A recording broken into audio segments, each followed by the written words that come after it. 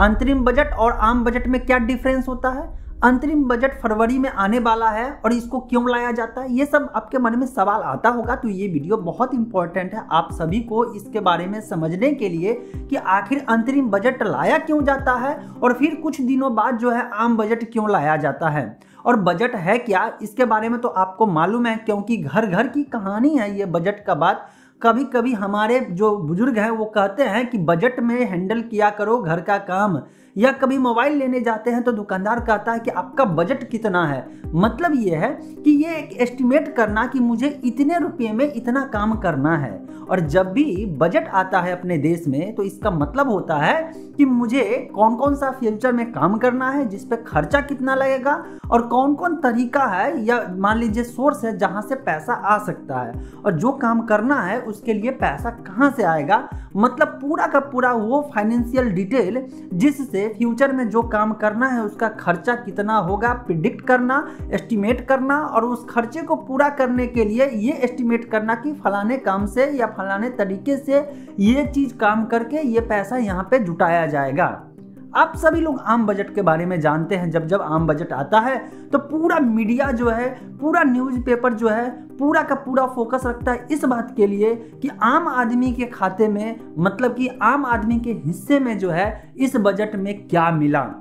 हम सभी लोग जानते हैं कि जब भी बजट आता है तो ये सोचते हैं कि मेरे फायदे का कुछ ना कुछ जो है यहाँ पे वित्त मंत्री हो जो प्रस्तुत करे, वहाँ पे इंट्रोड्यूस करे जिससे हमें बेनिफिट हो। नॉर्मल आदमी, नॉर्मल टैक्स पेयर ये आशा रखता है कि टैक्स का जो स्लैब है वो थोड़ा सा बढ़ा दिया जाए। ये आशा रखता है कि डिडक्शन अमाउंट जो है जितना से ज़्यादा डिडक्ट करे और कम से कम टैक्स देना पड़े, ये आशा रखता है यहाँ पे, और ज़्यादा से ज़्यादा बेनिफिट मिले मुझे किसी स्कीम में। तो जनरली लोगों का ध्यान रहता है बजट के समय कि क्या मेरे लिए इंट्रोड्यूस किया गया है मेरे बेनिफिट के लिए और मुझे कम से कम नुकसान हो। क्लियर? लेकिन यार एक बात बताओ, रिसेंट में आप न्यूज में सुन रहे होंगे कि फरवरी में अंतरिम बजट पेश होने वाला है। ये अंतरिम बजट का क्या खेल है?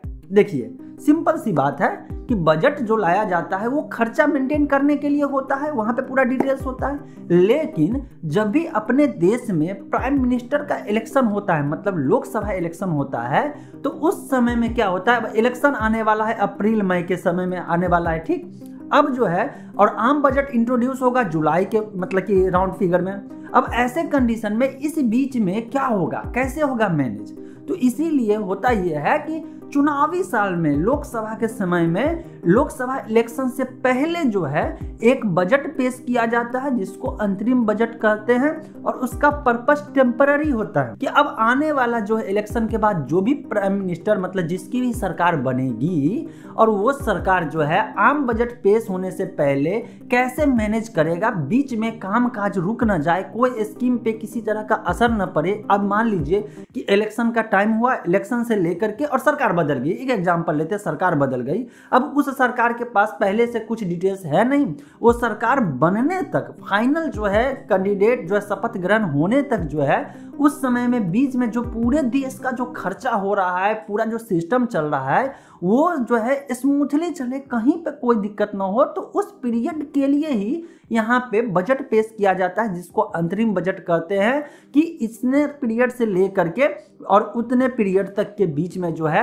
कहाँ कहाँ क्या क्या खर्चा है और उस खर्चा को पूरा करने के लिए ये तरीका है इससे। तो अंतरिम बजट में कोई खास अनाउंसमेंट नहीं होता है और अंतरिम बजट को पास करने के लिए ज़्यादा जो है मशक्कत नहीं करना पड़ता है। ये संसद से होकर के आता है तो ऐसे में ज़्यादा कोई अंतरिम बजट में कोई हो हल्ला भी देखने को नहीं मिलेगा, कुछ भी इस पर विवाद नहीं मिलेगा। सिंपली जो है यहाँ पे आते हैं और इसके बाद अंतरिम बजट पेश कर देते हैं क्योंकि टेम्पररी पीरियड के लिए, शॉर्ट पीरियड के लिए होता है। अब ऐसे अगर इसको और बढ़िया से समझना चाहते हैं, आई होप समझ गए होंगे मेरा कहने का मतलब क्या है कि सिंपल शॉर्ट पीरियड के लिए थोड़ी देरी के लिए जो है आपका कोई खर्चा है और उस खर्चा को जो है कहाँ से पूरा करेंगे ये जानना है तो अंतरिम बजट समझ लीजिए।